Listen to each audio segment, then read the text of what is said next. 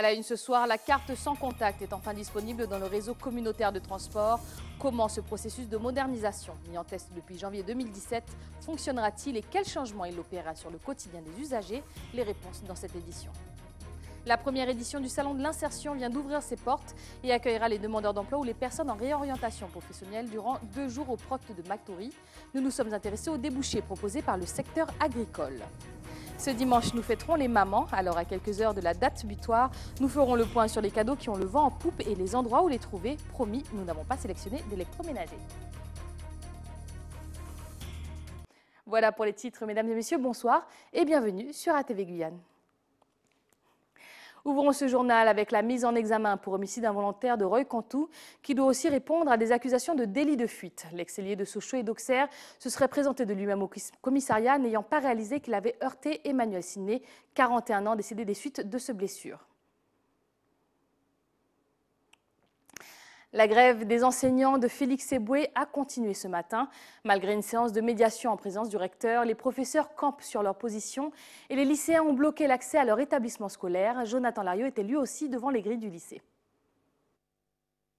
On s'était réunis hier matin avec les collègues et on avait décidé, on avait déjà rencontré M. William au moins 4 fois.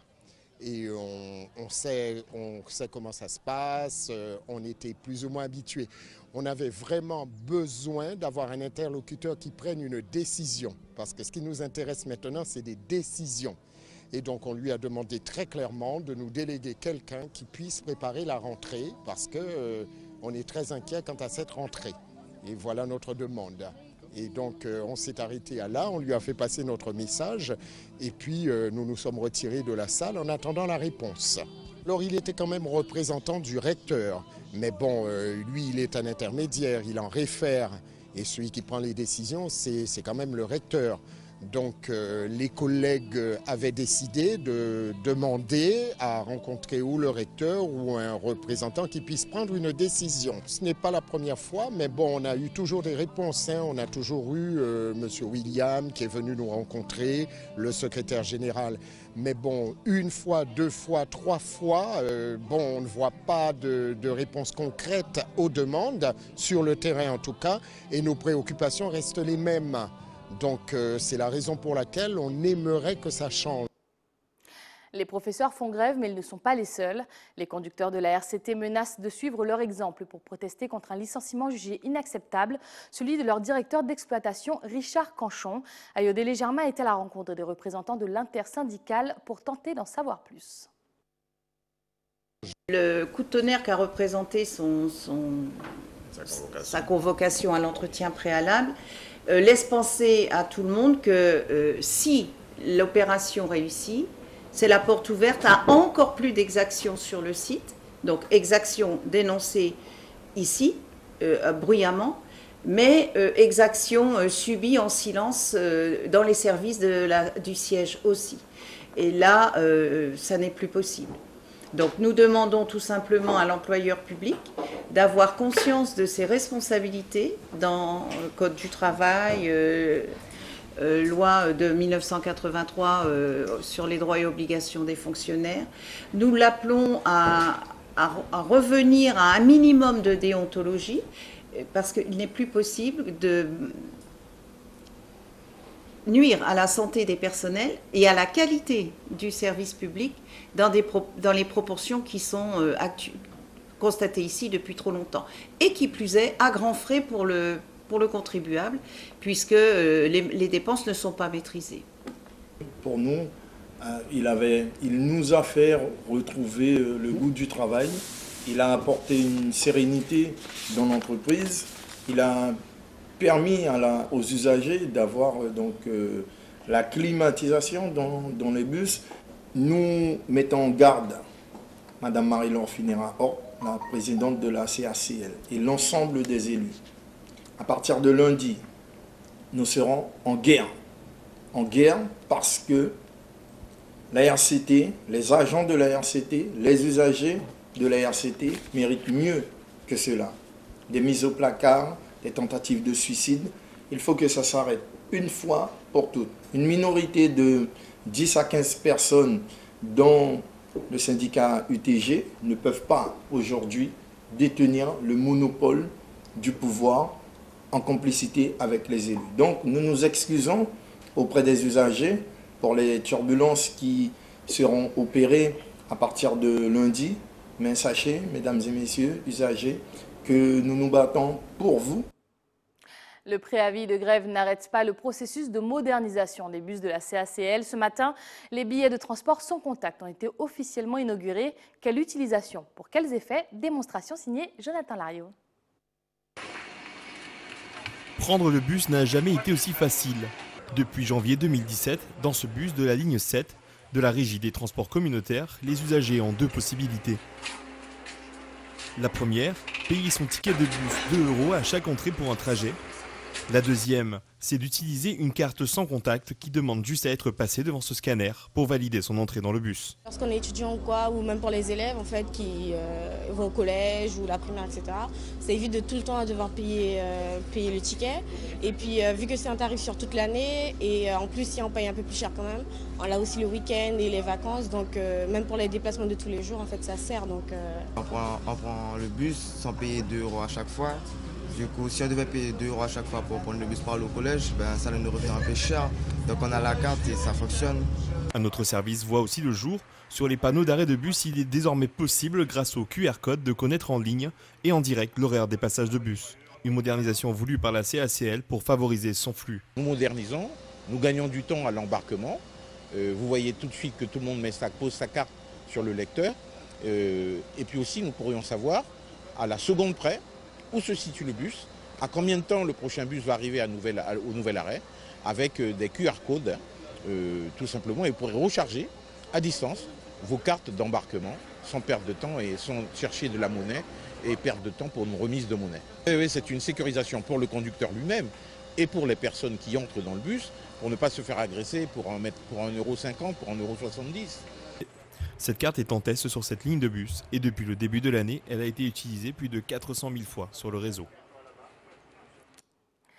Le chiffre de la semaine est le 5. Il représente les 5 projets retenus par la Guyane dans le cadre des Assises de l'Outre-mer qui en ont accueilli 36 au total. Karwin Alcide est sur le plateau pour en parler avec nous.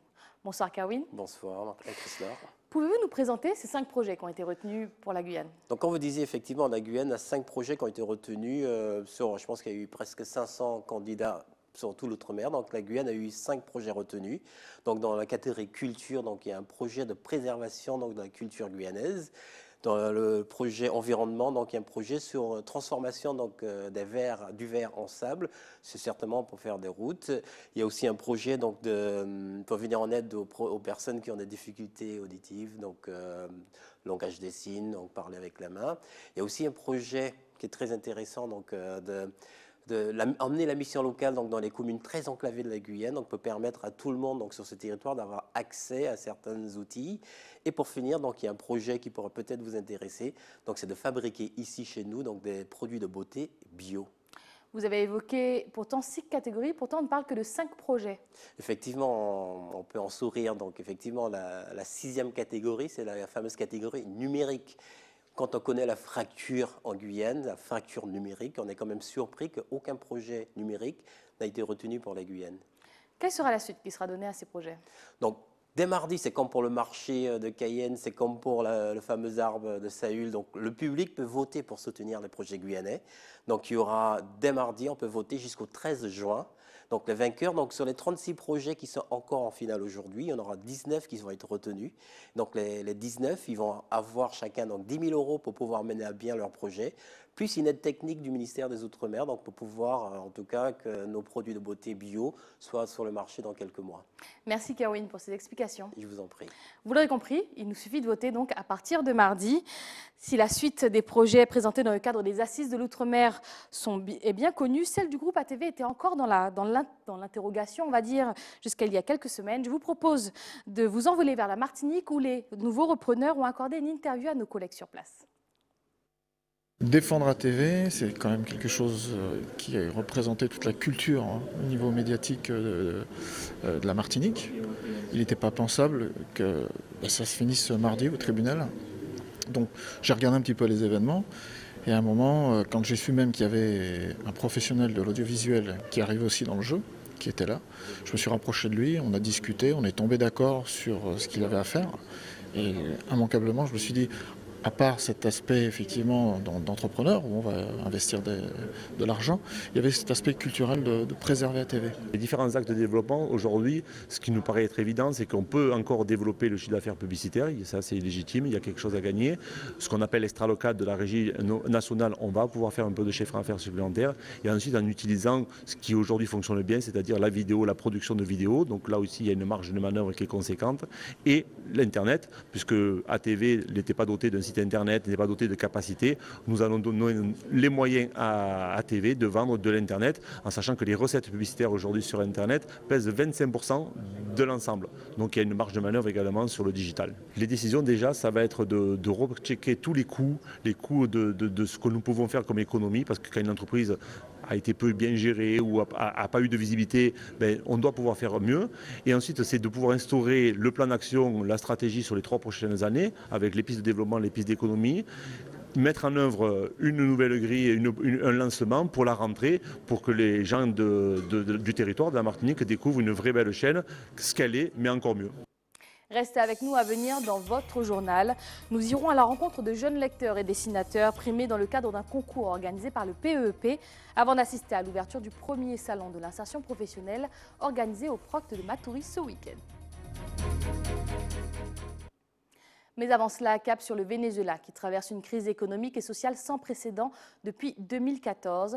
Un exode de 600 000 Vénézuéliens, des morts par centaines et la pénurie de matières premières sont le quotidien de ce pays voisin. Dimanche dernier, le président Nicolás Maduro a été réélu à sa succession malgré l'opposition du peuple.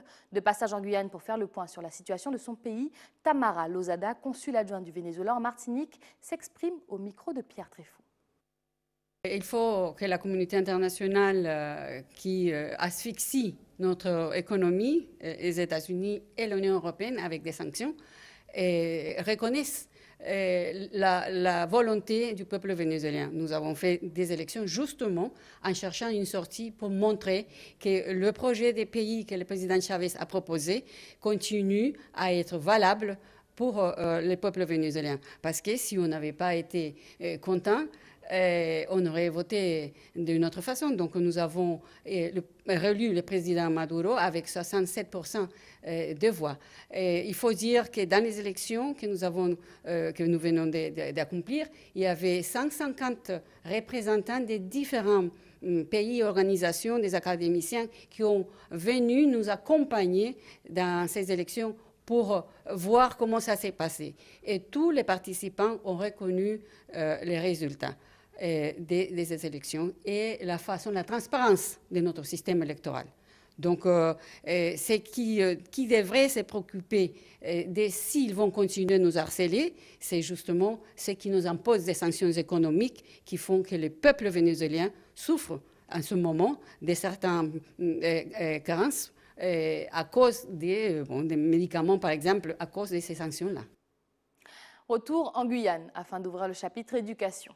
Ce matin, le syndicat des parents d'élèves de l'enseignement public organisait la première édition du Grand Prix des jeunes lecteurs et des jeunes dessinateurs, dont l'objectif est de mettre en valeur les talents artistiques et oratoires des plus jeunes. Pierre Tréfou a assisté à la cérémonie.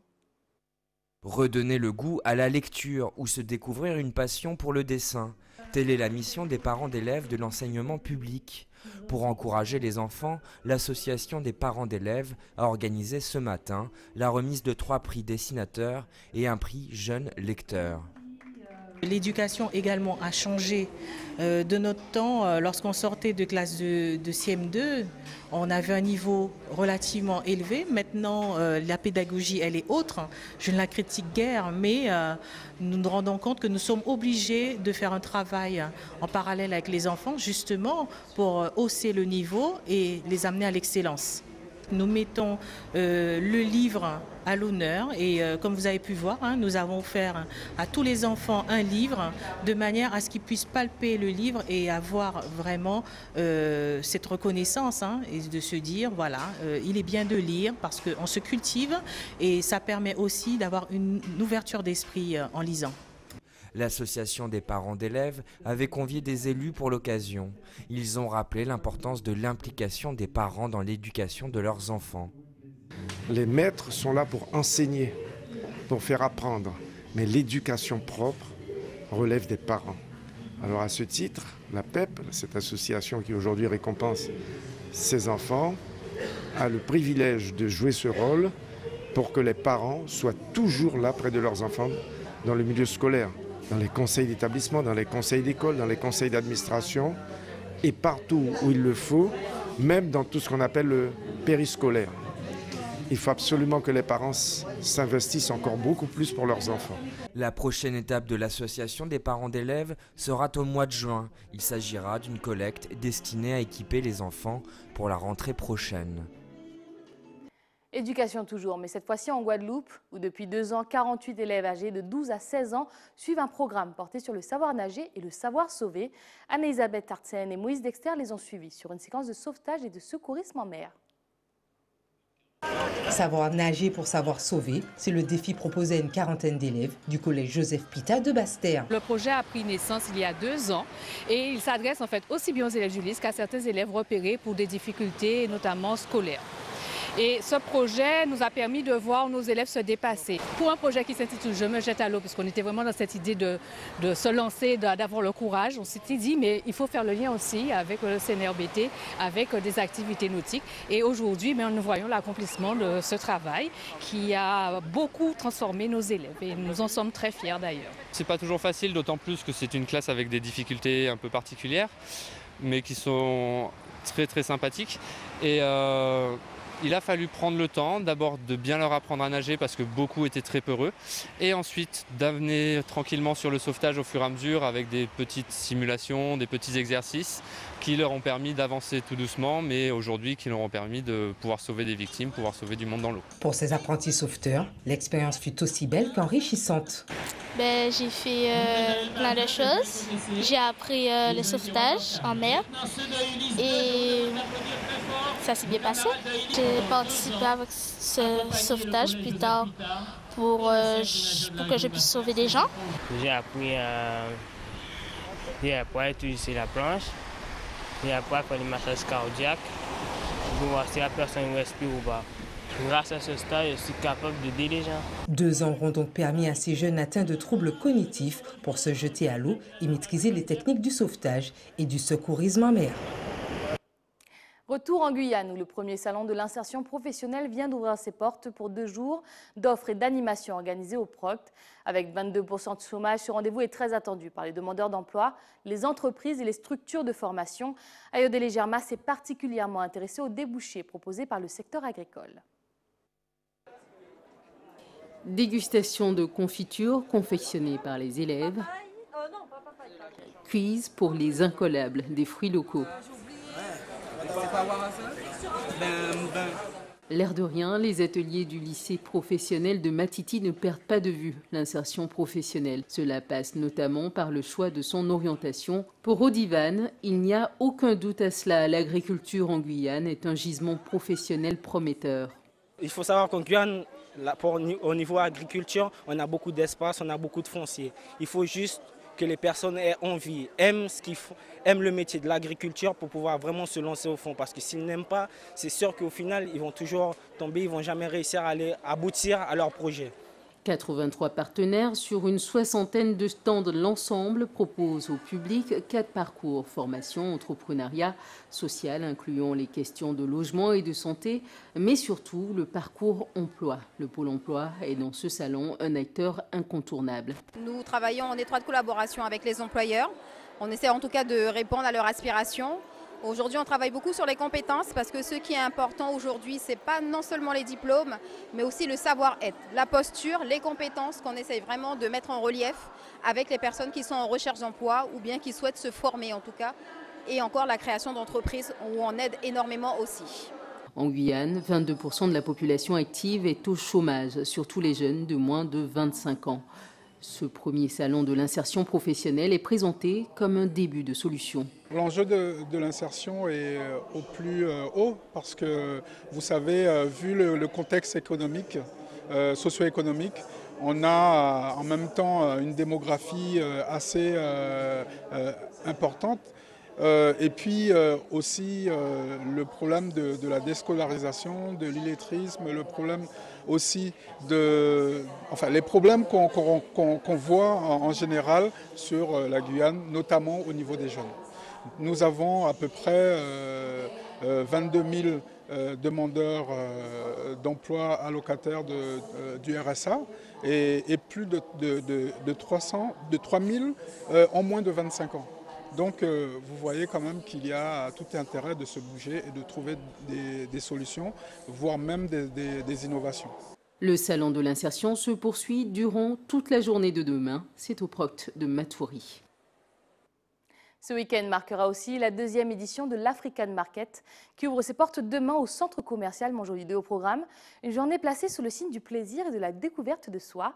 Charlotte Elikia de l'association Aquaba nous présente un programme aux saveurs d'Afrique.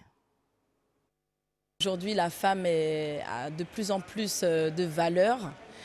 Elle en a toujours eu, mais c'est vrai que le côté identitaire, le côté naturel, le côté, on va dire, prise de conscience de soi, de qui nous sommes en tant que femme, a pris une ampleur plus importante aujourd'hui. Le thème, bien sûr, c'est le wax. On aura aussi une nouveauté pour cette année, 2 nouveautés. La partie culinaire qui sera présentée avec un traiteur qui proposera des plats divers et variés d'Afrique. 2 conférences, une conférence Reine d'Afrique et une conférence sur Mon cheveu au naturel. Avec bien sûr 2 défilés, un à 11h et un à 17h. L'entrée est gratuite, c'est au centre commercial Montjoli 2, de 10h à 20h. Bien sûr, les parents, enfants, familles peuvent venir trouver un cadeau pour la fête des mères. Élégance, beauté, convivialité sont au rendez-vous.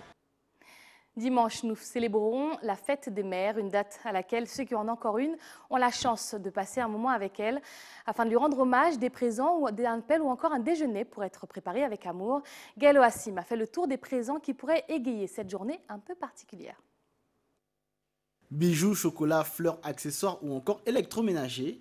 À 2 jours de la fête des mères, la course aux cadeaux est lancée. Pourtant, malgré l'engouement populaire pour cette fête familiale, les commerçants ne sont pas encore submergés par les demandes. Cette semaine, ça a été plutôt calme, mais je pense qu'aujourd'hui, on est vendredi et demain ça va être le plus gros, je pense, de la journée où les gens vont bien penser aux mamans et faire leurs achats. Comparé à l'année dernière, on a un peu moins, oui. Cette année, ça a été un peu plus calme. Tandis que l'an dernier, on avait quand même, on a travaillé le jeudi, vendredi et samedi, et on avait quand même assez plus de clientèle. Heureusement, certains restent fidèles à la tradition, notamment avec les fleurs qui trouvent toujours le chemin du cœur de celles qui les reçoivent, tout comme parfums et sacs à main. Le plus demandé, bon, on reste dans la rose quand même, rose blanche, rose rouge, rose pastel, mais après beaucoup quand même de fleurs colorés, de bouquets colorés, les gens aiment tout ce qui est gai quand même. Donc on travaille toute la fleur. On va dire plus les coffrets, des avantages coffrets. Les sacs, évidemment, parce que les femmes, les sacs, les chaussures, elles adorent ça, c'est leur point faible. Donc du coup, beaucoup de sacs et beaucoup de chaussures. Toutefois, il est important de noter que la démarche du cadeau se démocratise et ce ne sont plus seulement les enfants ou les papas qui arpentent les magasins, mais aussi des mamans qui assument de se faire plaisir en ce jour particulier. Plutôt les mamans et les compagnons. On a des enfants aussi, mais c'est plutôt des paquets plus accessibles. Donc ils ont un budget, on va dire. D'accord, mais le plus client, on va dire les compagnons et les mamans. Même les enfants, ils pensent beaucoup à leur maman et les compagnons également, les maris. Voilà, tout le monde participe bien à cette belle fête qu'est la fête des mères. Alors, les papas, évidemment, ils viennent, souvent accompagnés de leurs enfants. Et puis les mamans, certaines, elles disent oui, ils vont m'oublier. Donc je me fais mon cadeau toute seule. Mais voilà, elles ont des envies, pas forcément des besoins, mais des envies ou des coups de cœur dans le magasin. Et elles font leurs achats. Et comme excuse, elles donnent la fête des mères pour faire leurs achats, en fait. Voilà. Quel que soit le cadeau choisi, le plaisir d'offrir et de recevoir reste le même. Alors bonne fête à toutes les mamans. Pour conclure ce journal, la rédaction a tenu à avoir une pensée toute particulière pour les mamans qui devraient être célébrées tous les jours de l'année. Alors à toutes ces superwomen dont les capes sont tissées d'amour, voici notre cadeau.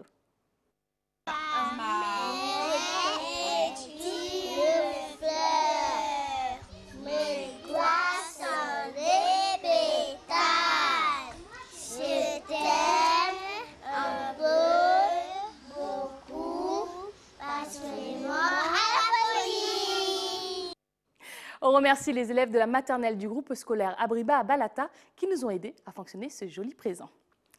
C'est la fin de ce journal, mais avant de le refermer, rappel des principaux titres de ce 25 mai. La carte sans contact est enfin disponible dans le réseau communautaire de transport. Comment ce processus de modernisation mis en test depuis janvier 2017 fonctionnera-t-il et quels changements il opérera sur le quotidien des usagers? Les réponses ont été dévoilées dans cette édition. La première édition du Salon de l'insertion vient d'ouvrir ses portes et accueillera les demandeurs d'emploi ou les personnes en réorientation professionnelle durant 2 jours au Proct de Matoury. Nous sommes intéressés aux débouchés proposés par le secteur agricole. Ce dimanche, nous fêterons les mamans. Alors, à quelques heures de la date butoir, nous avons fait le point sur les cadeaux qui avaient le vent en poupe et les endroits où les trouver. Promis, nous n'avons pas sélectionné d'électroménager. C'était le journal de la rédaction. Merci de nous avoir choisis. Tout de suite, l'édition nationale présentée par BFM TV. Je vous souhaite de passer un excellent week-end avec les programmes d'ATV et vos mamans. Très bon week-end et à lundi.